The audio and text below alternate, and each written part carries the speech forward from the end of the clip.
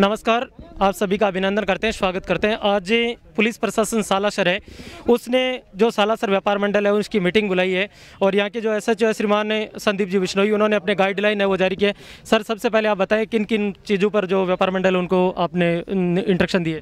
व्यापार मंडल के सदस्यों को थाने पे बुलाया गया इस चीज़ के लिए कि वर्तमान में जो कोरोना महामारी चल रही है उसके संदर्भ में राज्य सरकार के द्वारा जो गाइडलाइन जारी हुई है, जो रेड अलर्ट जन अनुशासन पखवाड़ा है, उसके तहत जो दुकानें अनुमत हैं उनके हिसाब से उनको इस चीज़ में समझाइश की गई है और उनको भी इस चीज़ के लिए बताया गया है कि प्रत्येक आदमी का एक नैतिक दायित्व है कि जो भी उनके पास ग्राहक आ रहे हैं वो भी उनको इस चीज़ के बारे में समझाइश करें। इसके साथ ही लोगों को इस चीज़ के लिए प्रेरित भी किया गया है कि अगर वो स्वयं प्रेरणा से राज्य हित के लिए, जनता के हित के लिए अगर ये चीज़ करें कि हम भी हमारी दुकानें सामूहिक निर्णय से 2 दिन या 3 दिन तक बिल्कुल बंद रखेंगे ताकि जनता का बाज़ार के अंदर, गाँवों के अंदर आवागमन रोका जा सके, जिससे हम इस कोरोना की चेन को तोड़ने में कामयाब हो सके। सर, आपने मोटा मोट मीटिंग है वो तो सालासर की बुला ली, मतलब बड़ा कस्बा है। अब दिक्कत ये आती है सालासर थाने के नीचे लगभग 36 ग्रामीण है, 36 गाँव आते हैं। कई गाँव ऐसे हैं जो सालासर के बिल्कुल बराबर में, उनके लिए आपकी क्या रणनीति रहेगी? उनके लिए उन गांवों में निरंतर गश्त की जा रही है, लोगों को समझाइश की जा रही है। साथ में मेरा प्रत्येक नागरिक से भी ये अनुरोध है कि जो इस मीटिंग में सम्मिलित थे वो इस मीटिंग में जो चीज़ें तय हुई हैं उनके बारे में लोगों को बताएं। कुछ ऐसे दुकानदार भी हैं जो अपने आसपास के गांवों से आ रहे हैं ताकि वहां भी वो इस चीज़ को लागू करने में हमारा सहयोग करें। बाकी पुलिस की तरफ से और प्रशासन की तरफ से निरंतर गांवों में भी गश्त की जा रही है। लोगों को इस संबंध में जागरूक किया जा रहा है कि सरकार की जो गाइडलाइन है उसकी पूर्णतः पालना करें और अपने अपने घरों में रहें। सर, मेरा एक सुझाव है, फॉलो करना तो आपके हाथ में या नहीं, ये तो आपके विवेक पर डिपेंड करता है। ग्रामीण क्षेत्र में जो दिक्कतें देखने को आ रही है कि सुबह लोग वैसे भी गर्मी का समय चल रहा है और अधिकांश अंदर चले जाते हैं, लेकिन शाम का जो समय होता है 5 बजे से लेकर 7 बजे तक, वहाँ पर कई जगह ऐसा देखने में आ रहा है, लगभग हर गाँव में ये दिक्कत है कि वहाँ पर लोग चौपाल बना के बैठते हैं, विचार शेयर करते हैं। तो आप एक काम कीजिए कि सर, वहाँ पर जो वहाँ का सरपंच है या वहाँ का वार्ड मेंबर है, उनके 7 या 8 लोगों, जैसे आपने सोबासर में एक कोविड का जो जागरूक एक समिति बनाई थी, वैसे आप समिति बनाकर कुछ कर सकते हैं। बिल्कुल, हम इसमें प्रयास कर रहे हैं। गांव के जो भी मौजूद व्यक्ति हैं, सरपंच साहब हैं, ग्राम सेवक हैं, उनको भी इस संबंध में बता रहे हैं। थाने स्तर पे प्रत्येक बीट कांस्टेबल को ये जिम्मेदारी दी गई है कि वो अपने प्रत्येक बीट के अंदर एक ऐसा व्हाट्सएप ग्रुप भी बनाए जिसके अंदर मौजूद आदमी हो और वहाँ के नागरिकगण हो, ताकि उनको समय समय पे जो भी सरकार की गाइडलाइन आ रही है उससे अवगत करवाया जाए और रेगुलर थाने पे एक क्रम वाइज 3-4 गांवों को चिन्हित करके एक प्रोग्राम के तहत गश्त की जा रही है ताकि ऐसा समय जिस समय पे बाहर भीड़ होने की संभावना हो या गांव में चौपाल पे या गट्टे पे जो कुछ लोग बैठते हैं उनको निरंतर जाके उनको समझाइश करके उनको घरों में रहने के लिए प्रेरित किया जा रहा है। बहुत बहुत धन्यवाद सर, आपके विचार शेयर करने के लिए। धन्यवाद। हमारे साथ इस समय डॉक्टर बसंत कुमार जी परसोया जुड़े हुए हैं, तहसीलदार सालासर से हैं, वो बिलोंग करते हैं, उनसे बातचीत करने की कोशिश करते हैं। सर, क्या मीटिंग में डिसीजन किया गया है? देखो, मीटिंग में अभी जो 30 अप्रैल को जो गाइडलाइन जारी की गई है गृह मंत्रालय के द्वारा, और उसकी निरंतरता में अभी 6 तारीख को एक गाइडलाइन जारी की गई जिसके अंतर्गत राजस्थान राज्य सरकार ने 15 दिवस का जो है वो कर्फ्यू लॉकडाउन लगाया गया है।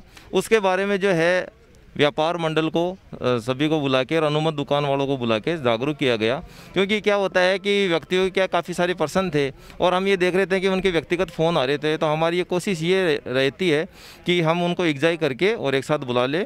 तो कल हमने थानाधिकारी जी से बात की थी, तो उन्होंने जो है आज थाना परिसर में बुला के जो है आज हम दोनों ने जो है उनको सभी प्रकार की जो समस्याएं हैं या सभी प्रकार की जो प्रश्नावली है उनको जो है क्लियर किया, स्पष्ट किया। सर, एक चीज़ है जो आपने मोटा मोट चीज़ें हैं, जिन चीज़ों को आपने खोलने की अनुमति दी है वो थोड़ी सी शेयर कर दीजिए।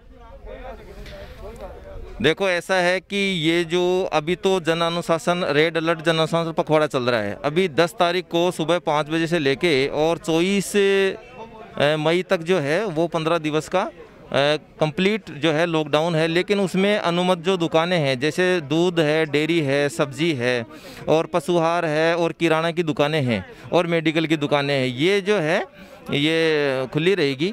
और आपने जैसा कि अभी थानाधिकारी जी से प्रश्न किया, मैं आपको आगे से बताना चाह रहा हूँ, ग्रामीण स्तर में कलेक्टर साहब के आदेशों की पालना में एक ग्राम स्तरीय कमेटी बनी हुई है जिसके प्रमुख प्रिंसिपल हैं वहाँ के, जिसको PEO बोलते हैं। उनके अंडर में 4 सदस्य हैं, एक पटवारी है, एक ग्राम सेवक है, एक बीट कांस्टेबल है और एक जो है वो आंगनबाड़ी कार्यकर्ता है।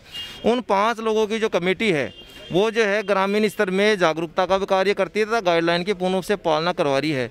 अगर हमें ऐसा लग रहा है, जैसे आप लोगों ने थानाधिकारी जी से प्रश्न किया है कि भाई जो है ग्रामीण क्षेत्र में चौपाल कर लेते हैं, तो मैं समझता हूँ कि आज जो है वो सभी पीओ से हम रिपोर्ट लेंगे और अगर ज़रूरत पड़ेगी तो हम व्यक्तिगत जो है खुद जो है थानाधिकारी और मैं जो है प्रत्येक गाँव में जाएंगे और वापस जो है उनकी गाइडलाइन की पूर्ण पालना कर जाएंगे और समझाइश करवाई जाएगी लगातार। बिल्कुल, बसंत जी सर ने साफ साफ कहा है कि जो ग्रामीण क्षेत्र में जो चौपालें देखने को मिल रही है शाम के समय, उनका जो चीफ ऑफ है वहाँ का जो बनाया गया अधिकारी वो सरकारी स्कूल का प्रिंसिपल है। अगर इनको लगती है कि वहाँ से रिपोर्ट कुछ गलत आ रही है तो इन्होंने साफ कहा है कि वो आने वाले समय में उनकी मॉनिटरिंग करेंगे और मॉनिटरिंग करने के बाद तय करेंगे कि वहाँ पर ऐसी चौपालें न हो। और मेरा विशेष रूप से निवेदन है कि अगर आपके कोई कार्य नहीं है तो अनावश्यक रूप से घूमने के लिए बाहर ना निकले, क्योंकि आपकी ज़िंदगी से बढ़कर कुछ भी नहीं है। और विशेष रूप से जैसा मीटिंग में सर ने कहा था बसंत जी ने कि आप कोरोना से डटकर मुकाबला करना, उनसे आपको डरना नहीं है और सबसे पहला काम यही है कि आप अनावश्यक रूप से बाहर ना निकले। दूसरी बात, सर ने मीटिंग के दौरान एक बहुत अच्छी बात रखी थी कि छोटे बच्चे उनको आप जॉगिंग करवाने के लिए बाहर लेकर ना निकले। विशेष रूप से जो बुजुर्ग लोग हैं उनको भी आप बाहर लेकर ना निकले। आपको अति आवश्यक कार्य हो तभी आप घर से बाहर निकले। और शनिवार और रविवार को पूर्ण रूप से बंद रहेगा और आने वाली 10 तारीख से लेकर 24 तारीख तक के पूरे राजस्थान में लॉकडाउन है, जिस पर कोई भी सार्वजनिक सभा नहीं होगी। किसी का अपने सहयोग कर सकें इस बीमारी से बचने के लिए तो प्रयोग करना। अब हम लोग बाजार भी आते हैं, लेकिन हमारी परिस्थिति अभी ऐसी है कि हमारे थाने में भी एक मुलजिम पॉजिटिव आ गया था। तो हम लोग भी थाने आने वालों को, हो सकता है कईयों को बुरा भी लगता हो, वो जब थाने आते हैं तो हम उनको गेट पे रोकते हैं और उनको कहते हैं पार्क में बैठ जाओ और आपकी समस्या हमें बता दो। हो सकता है वो ये समझें कि हमें अंदर नहीं बुलाया, कि अंदर बैठाया नहीं। अंदर हम इसलिए नहीं बैठाना चाहते हैं कि हमारे पास दिन में 1000 आदमी आते हैं, 1000 आदमियों से हम मिलते हैं, हमारे कोई दिक्कत है तो हम बिना वजह तुम्हारे तो नहीं करें। तो सामग्री पशु चारा, जैसे खलतूरी वाले भी बैठे हैं, तो इनका समय सुबह 6 बजे से लेके 11 बजे तक। 11 बजे तक का मतलब ये है कि आपको आपकी टाइमिंग का पता है कि मैं 15 मिनट के अंदर मेरी दुकान का सामान अंदर रख सकता हूँ या 30 मिनट में रख सकता हूँ। 30 मिनट में रख सकते हो तो आप 10:30 बजे अपना सामान रखना शुरू करें। 11 बजे शटर डाउन हो जाए। परसों सुजानगढ़ के अंदर देखा था, एसपी साहब भी थे, कलेक्टर साहब भी थे। अब वो ग्राहक 11 बजे तक तो ग्राहक आता रहता है। अब 11 बजे सपोज दैट दुकान के आगे 2 या 3 ग्राहक खड़े हैं, उनको आप सामान दोगे तो वो फिर 11:15 11:30 होंगे। फिर आप सामान अंदर रखोगे फिर 12 बजते हैं। तो उस परिस्थिति में अधिकारियों ने दुकानें सीज करवाई। अपने पास ऐसी परिस्थिति नहीं है, काफ़ी हद तक अपने दूसरी जगहों से ठीक है, तो अपने को इसको और कमी लाना है, इसको बढ़ाना नहीं, अपनी रेडी पे बेच सकते। अब एक परिस्थिति ये होती है कि जहाँ अपनी दुकान है वहीं पे अपने आगे रेडी लगा के खड़े हो गए, ये चीज़ गलत है। ये चीज़ इसलिए गलत है कि अगर रेडी वहीं पे खड़ी है तो जो घर से निकलने वाला है वो बाजार में आएगा, घूमता हुआ आएगा। सरकार का उद्देश्य रेडी पे सब्जी फल बेचने का ये था कि ताकि वो घूमता रहे, आम आदमी को अपने घर से बाहर नहीं निकलना पड़े। जब वो गली से गुजरेगा तो वो कोई आवाज़ भी लगाएगा तो घर वाले बाहर आके वहीं का वहीं अपनी सब्जी ले लेंगे, ताकि आम पब्लिक बाहर नहीं फिरे। वो जो एक दुकानदार जो रेडी लेके घूम रहा है वो भी। तो भी सब्जी वालों को, मैं सारों को ये हाथ जोड़ के निवेदन कर रहा हूँ कि अगर अपने दुकान के आगे या एक स्थायी जगह पे लगा के खड़े रह रहे हैं वो तो फिर अपनी दुकान वाली बात होगी, वो परिस्थिति मत रखो। आप अपना सामान अपनी रेडी पे, किसी के पास टेम्पो है तो टेम्पो पे, कोई वैन है, कोई पिकअप है, ये सभी चीज़ें अलाउ है। लेकिन 5 बजे तक, 5 बज गए उसके बाद में आपको अपने घरों में घुसना। मेडिकल स्टोर वालों को इसलिए नहीं बुलाया कि उनके लिए कोई फाउंडेशन नहीं है, वो 24 घंटे के लिए ओपन है, क्योंकि वही अपनी परिस्थिति है। कोई अपने को दिक्कत हुई तो अपने भाग के जाएंगे तो उसी चीज़ से अपने को रिलीफ मिलेगा। रोटी तो अपने एक दिन नहीं खाते हैं तो भी चल जाता है, और रोटी वाली सामग्री अपने घर में ऑलरेडी अपने को 10-5 दिन का सामान मिल जाता है, दवाइयाँ अपने पास नहीं मिलती। जो है वो गाइडलाइन सरकार ने जारी की थी, जिसमें रेड अलर्ट महामारी जन अनुशासन पखवाड़ा था। उसके बाद में 6 तारीख में उसके निरंतरता में, मतलब वो भी गाइडलाइन रहेगी और ये भी गाइडलाइन रहेगी। तो 30 वाली गाइडलाइन की मोटी मोटी बात क्या है, जब वैसे तो थानादार जी ने सब कुछ लगभग बता दिया है, लेकिन फिर भी मैं आपको एक बार दोबारा जो है क्लियर कर देता हूँ। सुबह 6 से जो 11 बजे के बीच में है, सभी प्रकार के खाद्य पदार्थ एवं किराने का सामान और आटा चक्के से संबंधित खुदरा और होलसेल, रिटेल भी और होलसेल दोनों खुली रहेगी। किसकी? आटा चक्की से संबंधित हो या खाद्य पदार्थ से हो। एक पशु चारा में रिटेल भी खुली रहेगी, होलसेल भी 6 से 11 बजे के बीच में। कृषियादान विक्रेता। ये कृषियादान से क्या मतलब है? कृषियादान का मतलब है बीज की दुकान हुई, खाद बीज हो गया, ठीक है, या कोई कृषि से जो ट्रैक्टर से जो पार्ट्स जुड़े हुए हैं वो सब उसके अंदर आ जाएगी। एक ऑप्टिकल संबंधी दुकान है। ऑप्टिकल का मतलब क्या है? ऑप्टिकल का मतलब है चश्मे से जो रिलेटेड है वो ऑप्टिकल की दुकान है। डेयरी और दूध की दुकानें ये प्रातः 6 बजे से 11 बजे, शाम को 2 घंटे और खुलेगी 5 से 7 बजे। फिर है मंडियाँ, फल एवं सब्जियाँ, फूल मालाएँ की दुकान, ये 6 से 11 है। और फिर बाद में सब्जी और फलों को ठेले और साइकिल, रिक्शा, ऑटो रिक्शा और मोबाइल वैन। इसका मतलब ये है कि आप एक जगह खड़ा होकर नहीं बेच सकते, आप जो है मूवमेंट करो, मतलब उसको जैसे रेडी है तो वो रेडी चलायमान रहेगी, एक जगह खड़ी नहीं रखना आपको। ये गवर्नमेंट ने इसलिए सुविधा दी ताकि घरों घरों डोर टू डोर जो है लोगों को सुविधा मिल सके सब्जी की, ठीक है। अब उसके बाद में ये जो अभी 6 तारीख को गाइडलाइन जारी की है उसमें राजस्थान राज्य सरकार ने विवाह समारोह पर प्रतिबंध लगाया है, विवाह पे प्रतिबंध नहीं लगाया है। अब विवाह समारोह, विवाह में क्या अंतर है? विवाह समारोह का मतलब ये है कि उसमें जो है अधिकांश लोग एक समारोह के रूप में कर रहे हैं, उसमें प्रतिबंध है। विवाह अगर आप घर पे करते हो तो उसमें 11 व्यक्ति सम्मिलित हो सकते हो और उन 11 व्यक्तियों की जो सूचना है वो एक डूइट विभाग का पोर्टल है, उस पोर्टल पे आपको 11 लोगों की सूचना देनी है। मतलब कहने का मतलब आप किसी प्रकार का भोज का आयोजन नहीं कर सकते हो, किसी प्रकार की गैदरिंग इकट्ठा नहीं कर सकते हो। सिर्फ उसमें 11 आदमी में आप देख लो कि विवाह में दूल्हे के फादर मदर हो गए और आसपास के रिश्तेदार, सिर्फ 11 लोग। विवाह पे प्रतिबंध नहीं है, लेकिन विवाह समारोह पर पूर्ण रूप से प्रतिबंध है, ठीक है। और विवाह से संबंधित कोई भी हलवाई का कार्य या होम डिलीवरी पूर्ण रूप से बंद है। कोई भी होटल रेस्टोरेंट वाला जो है विवाह समारोह अपने आयोजन नहीं करेगा। अगर आयोजन करेगा तो उसके 1 लाख रुपए जुर्माना है। अब जुर्माना के बारे में बता दूं, हम क्या है कि जैसे थानेदार जी ने बताया कि यार आप लोग दिन में 200 रुपये कमाते नहीं हो और 200-500 रुपये का हम चालान काट देते तो क्या हमारी भी आत्मा रोती है और आपकी भी आत्मा रोती है। हमें काट के मज़ा नहीं आता है। हमारा तो राज्य सरकार के आदेशों की पालना कराना हमारा धर्म है, हमारा कर्तव्य है। अब ये लोग क्या है कि गिड़गिड़ाने लग जाते हैं। गिड़गिड़ाने की बात नहीं है, हाथ जोड़ते साहब आगे से नहीं करूँगा, ये ज़्यादा लंबा नहीं है, 15-20 दिन आप सहयोग करो। हो सकते परिस्थितियाँ चेंज हो जाए और कोरोना संक्रमित रोगियों की अगर संख्या कम होती जाएगी तो हो सकता है सरकार धीरे धीरे खोल दे। आप प्लीज़ 15-20 दिन जो है इसमें आप लोग सहयोग करो। और जैसे मैं पिछले 3-4 दिन से लगातार जो ये अनुमत दुकानें हैं, जैसे मेडिकल वाले हैं, सब्जी वाले हैं और ये अपने पशुहार, सबको जो अनुमत जो खुली हुई है, मैंने आपसे एक बार नहीं 3-4 बार निवेदन किया है कि आप जो है जांच करवाइए। आप लोगों को जांच के लिए इसलिए कह रहे हैं क्योंकि आप लोग सबसे ज़्यादा पब्लिक टच में आते हो। अगर आप में एक भी संक्रमित हो गया तो आप हज़ारों की संख्या में संक्रमित करने की क्षमता रखते हो। अब जो लोग रहते हैं हमें जाते हैं वो मोबाइल में दिखाते हैं। अरे भाई मोबाइल में मत दिखाओ, आप 2 हार्ड कॉपी 2 प्रिंट निकला लो इसकी। एक प्रिंट आप बाहर लगाइए दुकान के बाहर ताकि लोगों को ये पता चले कि ये नेगेटिव पर्सन है, मतलब जो दुकानदार है वो नेगेटिव है, इसलिए बाहर जो उसको आप चिपका लो। और एक हार्ड कॉपी जो है वो दूर से ही देख ले, कहने का मतलब कोई पुलिस प्रशासन का व्यक्ति आए तो उसको दूर से ही देख ले, तो 2 प्रतियां निकला लो। नेगेटिव आई तो ही खोलना है, पॉजिटिव आ गए तो आप लोगों को 14 दिन का होम क्वारंटाइन रहना है। इसकी सख्ती से पालना करनी है। आपने ये देखा होगा कि यार अब तो कुछ नहीं है, ये सारी दुनिया में मीडिया में क्या हो रहा है कि वो रेमेडिएशन की जरूरत है, वो ऑक्सीजन की जरूरत है। ये सामान्य रूप में 5-4 दिनों तक देने, 5 दिन बाद में ऐसा जटिल रूप धारण करता है, ये रातों रात अपने फेफड़ों जैसे चूहा कुतर देता है ना, कोई चीज़ को वैसे कुतर देता है।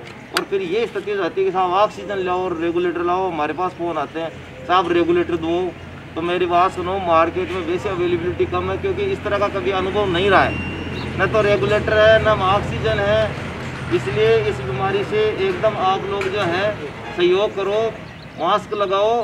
अब इसमें कुछ मैं आपको, क्योंकि आप व्यापारी वर्ग तो हो ही, साथ में आप नागरिक भी हो, इसलिए कुछ ऐसी बातें बताऊं तो आप अपने परिवार वालों को भी शेयर करना।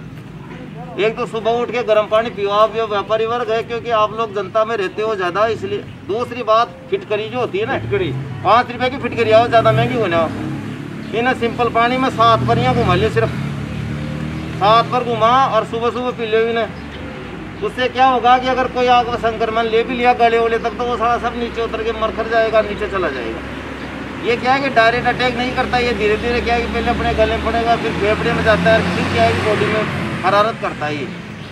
तो फिट करिएगा पानी लगभग आप सुबह एक टाइम लो, ज़्यादा नहीं लेना है, लेकिन नुकसान नहीं है, मैं खुद पीता हूँ, तो आप गलतफहम मत लेना, ये एक देसी इलाज है। दूसरी बात, नींबू का अधिक से अधिक प्रयोग करना है आप लोगों को। दूध पीते हो तो दूध में हल्दी का प्रयोग करना है आपको। ये ऐसी चीज़ें हैं, एंटीबायोटिक चीज़ें हैं, आपके शरीर में एंटीबॉडी बन जाती है। अब कल एक डॉक्टर साहब से मैं बात कर रहा था, तो मैंने कहा मैं डॉक्टर साहब हम तो साढ़े सैकड़ों लोगों में काम करते हैं, हमारे क्यों नहीं हो रहा भाई हमारे भी तो होना चाहिए। कई बार मास्क थोड़ा सा नीचे भी हो जाता है, गलती से हाथ भी लग जाता है। भाई हमने जैसे इलेक्शन करवाई, काउंटिंग करवाई, तो 100-150 लोग कोई ईवीएम मशीन को ला रहा है, कौन छू रहा है, कोई क्या कर रहा है। ऐसे जिस दिन वोटिंग हुई उस दिन ईवीएम मशीन को जो है कितना संग्रहण किया, उसमें कम से कम 200-250 लोग थे, इसके बाद भी नहीं हो रहा। इसका मतलब क्या है, इस बीमारी के प्रति एक होता है एंटीबॉडी, तो वो एंटीबॉडी हमारे शरीर में बन गई, वो एंटीबॉडी आपको भी अपने शरीर में बनानी है। वो एंटीबॉडी कैसे बनेगी? वो कुछ ऐसी चीजें हैं, जैसे मैं कह रहा हूँ, फिट करिएगा पानी पियो, दूध में हल्दी घेर के पियो, ठीक है, और अंकुरित अनाज का सेवन करो। ये है आपको एक नॉर्मल, एक तो एजिथ्रोल आती है, एंटीबायोटिक है एजिथ्रोल, अपन सर्दी खांसी में वैसे भी लेते हैं। देखो कोरोना वायरस के लिए अलग से कोई दवाई नहीं है, पहले तो ये क्लियर कर लो आप। इसके लिए एजिथ्रोल जो है एंटीबायोटिक लो। एक जिंक की टेबलेट आती है, शरीर में जिंक की बहुत आवश्यकता होती है, जिसके शरीर में जिंक की अच्छी मात्रा होती है, इसमें शरीर में एंटीबॉडी बन जाता है। एक जिंक की टेबलेट लो। एक लिम्सी आती है, एक पैकेट आता है, वो खरीद लो आप, कोई ज़्यादा महंगा नहीं, वो 100-150 रुपये में आएगा। ये घर पे रखो आप, कभी भी आपको लगा कि यार अपने शरीर में हरारत है, वो 5 दिन आप दवाई ले लो, मैं कह रहा हूँ 6ठे दिन आप एकदम अच्छा महसूस करोगे। अब ये लोग ख़त्म कैसे हो रहे हैं, इस तरह की क्यों हो रहा है? 5-4 दिन तक तो क्या है कि ऐसे लेते रहे, यार ये सर्दी खा जुकाम है, वायरल है, ये कभी बरसात हो रही है, ये ऐसा ही हो रहा है, इसको हल्के में ले रहे हैं। दवाई लो प्रॉपर। दूसरी बात, सकारात्मक रहो। ये आपने गाँव में ना शाम डिस्कोजन वो भी मर जाए, पता न जहर है को नहीं। बात बताऊँ, डर से बढ़कर कोई चीज़ नहीं है, डरना नहीं है। ये बीमारी ऐसी नहीं है कि जिसका इलाज नहीं है, एकदम नहीं डरना इससे, शेर की तरह लड़ो इसको, कुछ नहीं है यार, कुछ नहीं होगा मेरे। लेकिन ऐसा नहीं है, इसके साथ दवाई भी प्रॉपर लेना है। दूसरी बात, ये बीमारी ऐसी है कि तुम देसी दवाई मत ले लेना। कई लोग होम्योपैथिक में जा रहे हैं, आयुर्वेदिक में जा रहे हैं, ये दवाया है, लेकिन ये 10 दिन बाद में प्रयोग करेगी, 10 दिन तक आपका फेफड़ा जो है वो कोरोना वायरस खा जाएगा और आपकी हालत हो जाएगी। फिर ये अपने ये बात नहीं साहब मैं 8 बजे तक खोल लूँ, तो वो चीज़ वो अपना विवेक है। अपने जितना सहयोग करेंगे उतना इस चीज़ से बचेंगे, अपने इसमें जितनी मूर्खता करेंगे उतना अपने लिए दिक्कत है, और जो अपने पास आएगा उसके लिए और दिक्कत। अच्छा, कई लोग क्या है मेरे से मिलते हैं तो कहते हैं साहब आप ही सरकार हो। अरे भाई, सरकार के भाग है, सरकार के हम हिस्सेदार हैं, लेकिन हम ये नहीं है कि गाइडलाइन से ऊपर आके हम आपको कह दें कि 11 से नहीं भाई 12 बजे तक खोल लो। राज्य सरकार सबसे बड़ी है, आपको 11 बजे तक अनुमति है। दूसरी बात, हमें मेरे पास दिन में 100 पर फ़ोन आते हैं, ना तो सोने देते हैं, ना कुछ और, रात को 10 बजे शाम माना अनुमति दो, मैं बैठे जाऊँगा। देखो मेडिकल इमरजेंसी है, कोई अर्जेंसी है तो आप जा सकते हो, ठीक है ना। अनुमति का भी तो कोई इस तरह का प्रावधान नहीं है, कोई प्रावधान नहीं है। हाँ। लेकिन आपके वास्तविक समस्या है तो इतना तो अपने भी समझते हैं, भी जो सड़क पे खड़ा रहेगा हमारे जैसा वो भी एक इंसान है। आपकी समस्या है, वो आपको रोकाएगा जरूर, आपसे पूछेगा वास्तविक समस्या है तो वो बिल्कुल आपको नहीं रोकेगा। आपको आप लोग कहते हो भाई पुलिस रोकती है, अरे भाई पुलिस तो रोकेगी, सरकार ने गाइडलाइन रहेगी, चेक पोस्ट बना दी, वो रोकेगी। अब आप जिनोनियन कारण बताओगे तो वो भी इंसान है, उसमें भी भावना, ऐसी बात नहीं है, वो आपको ओबलाइज करेगा। एक नई चीज़ बताऊँ, ये जो नई गाइडलाइन आई है, इसमें संपूर्ण राज्य में इंटर डिस्ट्रिक्ट, आप एक जिले से दूसरे जिले, एक शहर से दूसरे शहर और एक गांव से दूसरे शहर में नहीं जा सकते, एक गांव से दूसरे गांव में नहीं जा सकते, इसमें पूर्ण रूप से प्रतिबंध है। आप सालासर से गुडावड़ी भी नहीं जा सकते अगर इन नियमों की पालना करवाई तो। इसमें लिख रखा है संपूर्ण राज्य में इंटर डिस्ट्रिक्ट, एक शहर से दूसरे शहर, शहर से गांव या फिर गांव से शहर और एक गांव से दूसरे गांव में मेडिकल एवं अन्य इमरजेंसी स्थिति अनुमत श्रेणी के अतिरिक्त समस्त आवागमन पर पूर्ण रूप से प्रतिबंध रहेगा। तारा कोई को ब्याई जी रे तो लोग उड़ाउड़ी यार बटे चलो ब्याई जी के मत चल जा जो। सरकार ने 10 तारीख से सोमवार को मतलब सुबह 5 बजे से कंप्लीट लॉकडाउन है 24 तारीख तक, मतलब 15 दिवस का कंप्लीट लॉकडाउन। ठीक है, कंप्लीट लॉकडाउन में एक चीज़ और क्लियर कर दूं, सार्वजनिक जो बसें हैं ना, बसें और जीप कंप्लीट रूप से बंद रहेगी। इसलिए कोई आने जाने की सोचे तो आज देख लेना, बाकी तो कंप्लीट बंद है। 10 तारीख से ये गाइडलाइन लागू हो जाएगी। आज तो जा सका ना साहब, सुजानगढ़ सामान हाँ तो जा सकते हो, बाकी 10 तारीख के बाद में आप एक गांव से दूसरे गांव और कहीं नहीं जा सकते मेडिकल इमरजेंसी के अलावा। प्लस में मैं फिर कह रहा हूँ, सार्वजनिक बसें सब बंद हो जाएगी 15 दिवस के लिए ही। सुजानगढ़ जाने के लिए परमिशन तो नहीं लेना पड़ेगा ना? सब्जी वाले आप हैं, आप अपनी देखो लोडिंग वाहन जो भी जिनकी पासिंग जी से शुरू होती है, ट्रक है, मिनी ट्रक है और आपके पिकअप हैं या कैंपर है, जिसकी भी पासिंग जी पे है वो अलाउड है। बात नंबर 1। बात नंबर 2, अब मान लो आप सब्जी वाले 4 आदमी हो यहाँ सालासर में, अब चारों अपनी अपनी अलग अलग गाड़ी लेके जाओ ना, तो आपके पोसाएगा। आप एक सामूहिक गाड़ी रखो, एक सामूहिक गाड़ी, आपको सब्जी लानी है, बिल्कुल आप एक गाड़ी लेके जाओ, उसमें अपने चारों की सब्जी ले आओ। यही कंडीशन परचून वालों के लिए। आपको अपना सामान लाना है, आपका बड़ा सामान आ रहा है, आपका कोई ट्रक आ रहा है, कोई नहीं रोकेगा, आप अपना ट्रक मंगाओ, अपना ट्रक खाली करो। आपको कोई ऐसा छोटा मोटा सामान लाना है तो साथ वालों से चर्चा कर लो, यार अपने को सुजानगढ़ से मैं ये सामान ला रहा हूँ, तेरे को भी कुछ लाना है तो अपने गाड़ी लेके चला जाए आदमी, वहाँ से अपना सामान ले। के आवागमन हेतु स्पेशल बस का संचालन अनुमत होगा। जैसे मान लो सालासर से 10 आदमी जा रहे हैं, कहाँ जैसे मान लो लोड सर है, कोई क्रेशर है, तो वो बसें अनुमत होगी। कोई विशेष मतलब यूँ नहीं कि 1-1, 2-2 के लिए बस अलाउ होगी।